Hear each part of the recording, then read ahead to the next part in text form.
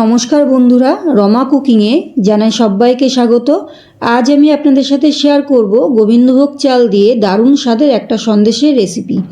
এই সন্দেশটা বানানো ভীষণই সহজ। ঘরে থাকা মাত্র কয়েকটা উপকরণ দিয়ে আপনারা এই সন্দেশটা খুব অল্প সময়ে বানিয়ে নিতে পারবেন। আর এই সন্দেশটা খেতেও কিন্তু দারুণ টেস্টি হয়। সন্দেশের রেসিপিটি সম্পূর্ণ দেখার জন্য আপনাদের কাছে অনুরোধ রইল। তো চলুন দারুণ স্বাদের গোবিন্দভোগ চালের সন্দেশের রেসিপিটি দেখে নেওয়া যাক। এই কড়াইয়ের মধ্যে দিয়ে দিচ্ছি কিছুটা ঘি।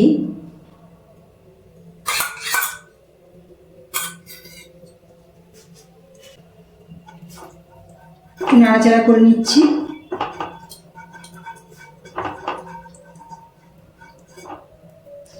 ঘিটা গরম করে নিয়েছি। এবার এই কাচের ছোট বাটির মধ্যে নিয়ে নিয়েছি গোবিন্দভোগ চাল। এখানে 200 গ্রাম মতো গোবিন্দভোগ চাল আছে। আর গোবিন্দভোগ চালটা আমি দুবার জল পাল্টে ভালো করে ধুয়ে শুকিয়ে নিয়েছি। দিয়ে দিচ্ছি।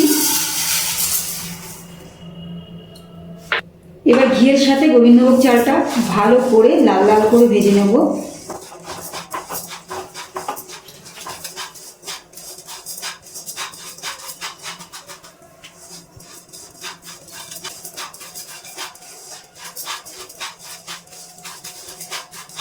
গ্যাসের ফ্লেমটা মিডিয়ামে রেখে গোবিন্দভোগ চালটা ঘিয়ে ভেজে নিচ্ছি। গ্যাসের ফ্লেমটা কিন্তু হাইতে দিয়ে গোবিন্দভোগ চালটা ভাজা যাবে না, তাহলে কিন্তু পুড়ে যেতে পারে। আর পুড়ে গেলে কিন্তু পোড়া একটা গন্ধ আসবে। গ্যাসের ফ্লেমটা মিডিয়ামে রেখে কিন্তু গোবিন্দভোগ চালটা ঘিয়ে ভেজে নিচ্ছি। খুব সুন্দর কিন্তু একটা গন্ধ আসছে গোবিন্দভোগ চালের।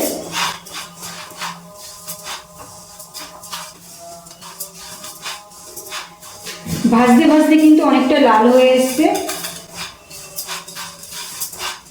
আর একটু ভেজে নেব।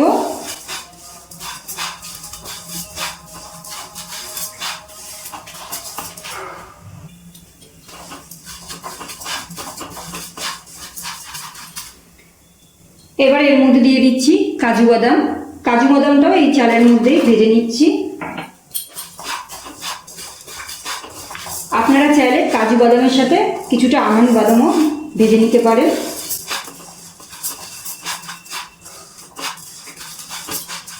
গোবিন্দভোগ চাল আর কাজু বাদাম খুব সুন্দর কিন্তু লাল লাল করে ভেজে নিয়েছি। এবার গ্যাসটা অফ করে দিচ্ছি। এবার একটা পাত্রে তুলে নেব। এই প্লেটের মধ্যে তুলে ঠান্ডা করে নেব।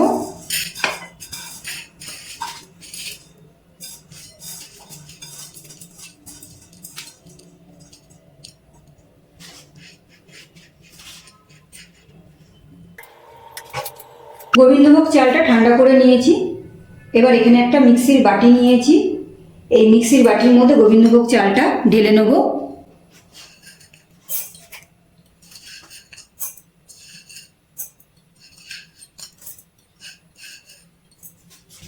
মিক্সির বাটির মধ্যে গোবিন্দভোগ চালটা পুরোটাই ঢেলে নিয়েছি। এবার এখানে আমি কিছুটা এলাচের থেকে আমি দানাগুলো বের করে রেখেছি। এলাচের এই খোসাটা আমি দিচ্ছি না, এই দানাগুলো এর মধ্যে দিয়ে দিচ্ছি। সবকিছু একসাথে মিক্সিতে গুঁড়ো করে নেব। খুব বেশি মিহি গুঁড়ো করব না।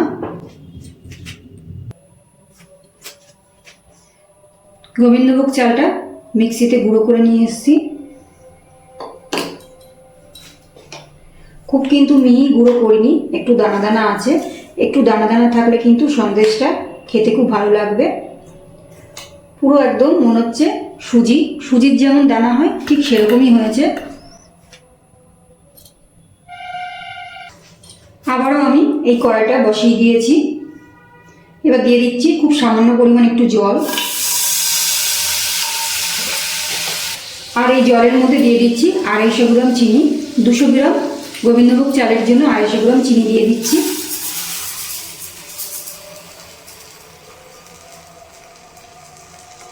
চিনিটা দেওয়ার পর আমি কোনো রকম কিছু দিয়ে এটাকে নাড়বো না। একটু কালার আসবে, তারপরে এটাকে আমি নাড়াচাড়া করব। এবার ভালো করে নাড়াচাড়া করে আমি ক্যারামেল তৈরি করে নেব।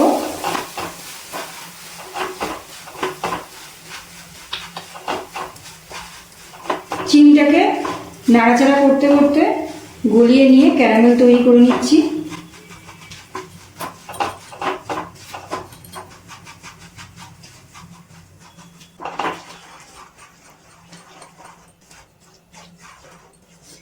গ্যাসের ফ্লেমটা একদম কিন্তু লোতে দিয়ে দিয়েছি।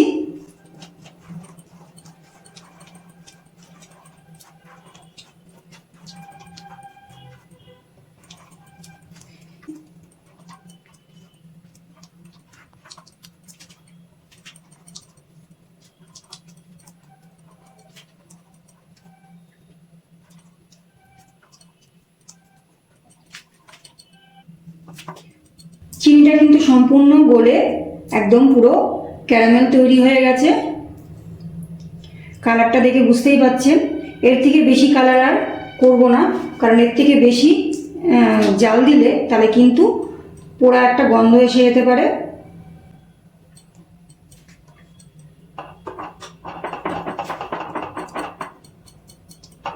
এবার এর মধ্যে আমি দিয়ে দেবো আগে থেকে জাল দেওয়া ফুল ফ্যাট দুধ। অল্প অল্প করে দুধটা ঢেলে দিচ্ছি।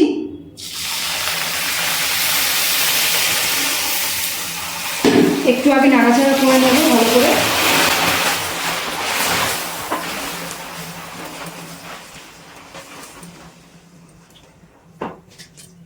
এবার বাকি দুধটা দিয়ে দিচ্ছি।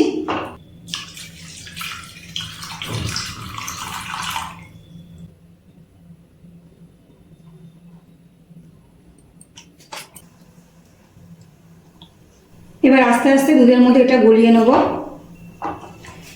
এখানে কিন্তু 700 গ্রাম দুধ আছে। 700 গ্রাম দুধটা আমি ভালো করে জাল দিয়ে একটু ঘন করে নিয়েছিলাম।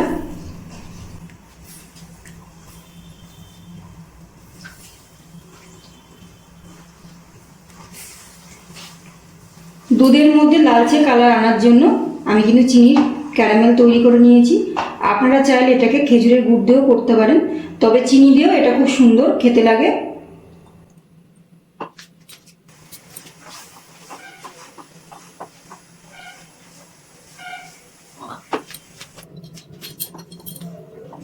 সম্পূর্ণ ক্যারামেলটা দুধের মধ্যে ভালো করে জাল দিয়ে গলিয়ে নিয়েছি।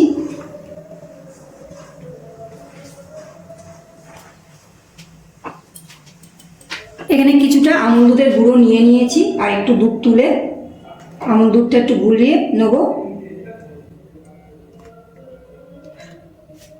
এবারে এই আমুল দুধটা এই দুধের মধ্যে দিয়ে দিচ্ছি। এবার ভালো করে একটু নাড়াচাড়া করে নিচ্ছি। এবার এর মধ্যে দিয়ে দিচ্ছি কিছুটা কিশমিশ।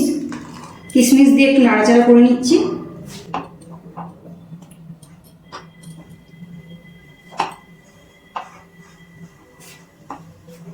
কিশমিশ দিয়ে একটু নাড়াচাড়া করে একটু ফুটিয়ে নিয়েছি। এবার আর বেশি ফুটাবো না দুধটা, তাহলে অনেকটাই ঘন হয়ে যাবে।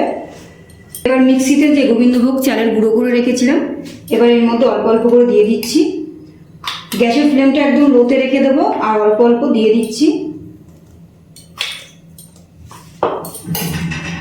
ভালো করে মিশিয়ে নিচ্ছি।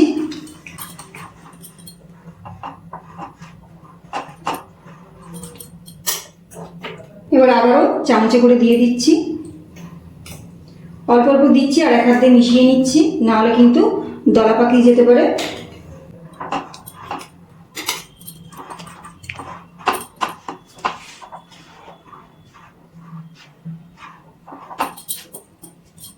এবার পুরোটাই দিয়ে দিচ্ছি।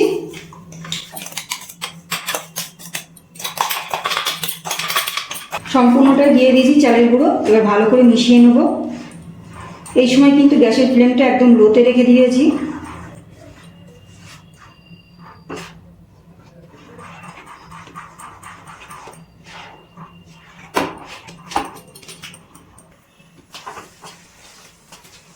চালের গুঁড়ো দেওয়ার সঙ্গে সঙ্গে কিন্তু দুধটা পুরোটাই টেনে নিয়েছে। এবার খুব ভালো করে নাড়াচাড়া করে নিচ্ছি। এই সময় কিন্তু গ্যাসের ফ্লেমটা একদম লোতে রেখে দিয়েছি।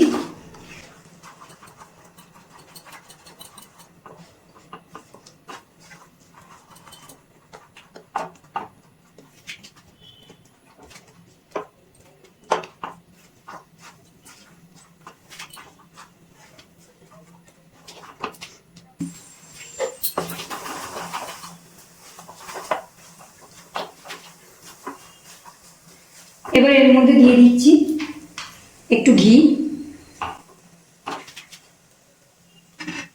ঘিটা ভালো করে মিশিয়ে নিচ্ছি।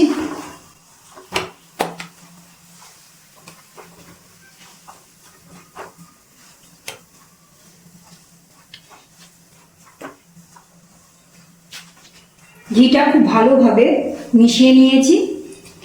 এবার আমি গ্যাসটা অফ করে দিচ্ছি। গ্যাসটা অফ করে আর একটু নাড়াচাড়া করে নিচ্ছি।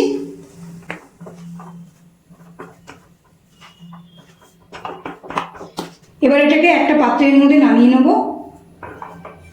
এখানে আমি একটা স্টিলের চৌকো শেপের টিফিন বাটি নিয়ে নিয়েছি।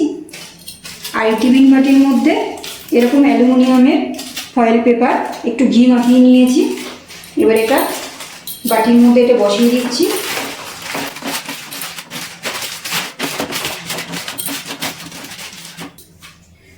ফয়েল পেপারটা বাটির মধ্যে খুব সুন্দর করে বসিয়ে নিয়েছি। এবার গরম গরম টিফিন বক্সের মধ্যে এটা সুন্দর করে সেট করে নেব।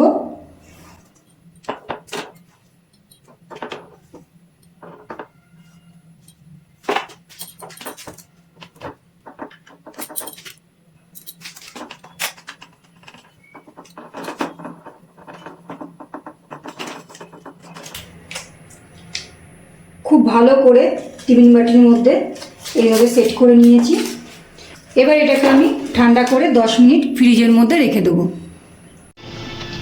15 মিনিট ফ্রিজে রেখে দিয়েছিলাম। 15 মিনিট ফ্রিজে রেখে বের করে নিয়েছি।